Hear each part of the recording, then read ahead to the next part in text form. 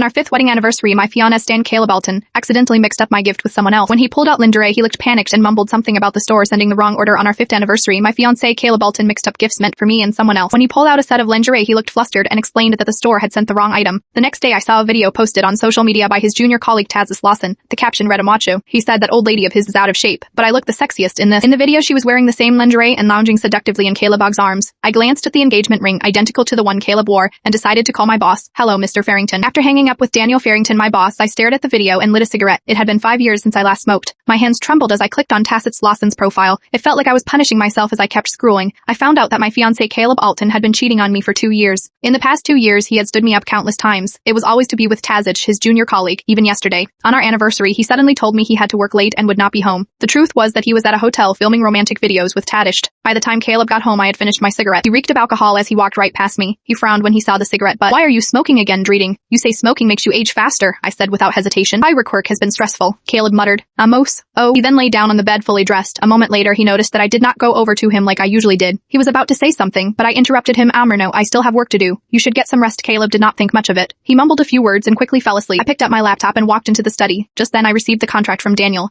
I opened the file and signed it right away. The next morning, Caleb surprised me by waking up early to make a heart-shaped toast. When I sat down, he handed me a handmade shell bracelet. Happy anniversary. I made this myself. I was stunned. Then I remembered seeing Tazik's post on opening a handmade shop last night. This bracelet was part of the clearance sale and was probably sold at a discount for $5 to $10. I could not help but laugh at how he was trying so hard to please me. Don't you know I am allergic to metal? I said as I looked at the metal clasp. Caleb looked surprised. A flicker of guilt flashed across his face, but he quickly composed himself and said, I'll take note of that next time. I smiled softly. I quietly ate breakfast as I waited for him to speak. In the past, whenever Caleb wanted something from me, he would make breakfast to win me over. It had become an unspoken understanding between us. But today, when he noticed my indifference and saw that I did not seem to continue the conversation, he got fidgety. He pressed his lips together and said, Mutpuit, can you save a booth for me at the craft competition? I have a friend who needs it. After that, he casually began replying to messages on his phone as he assumed that I would not refuse him. As the event's main organizer, it was easy for me to secure a spot. But I recalled that neither he nor his friends cared much about crafts. I felt uneasy and suspected that this was for Chayest. Without thinking, I blurted out, Ambrudung, which friend? Caleb turned away and looked a little guilty. My junior, he said. At that moment, I received a Mayada message from my assistant, Emily Stone. She had forwarded a message to me. Hello, Tazix Lawson here, the owner of Telesht Kasht Corner. Emily then continued to forward to me a ton of photos shared by Tenesht. These are all the crafts Caleb and I made together. We made these with love. We need a good spot to display them. Ex-supportating ed texting Emily back. Before I put my phone away, I randomly clicked on her Instagram reels.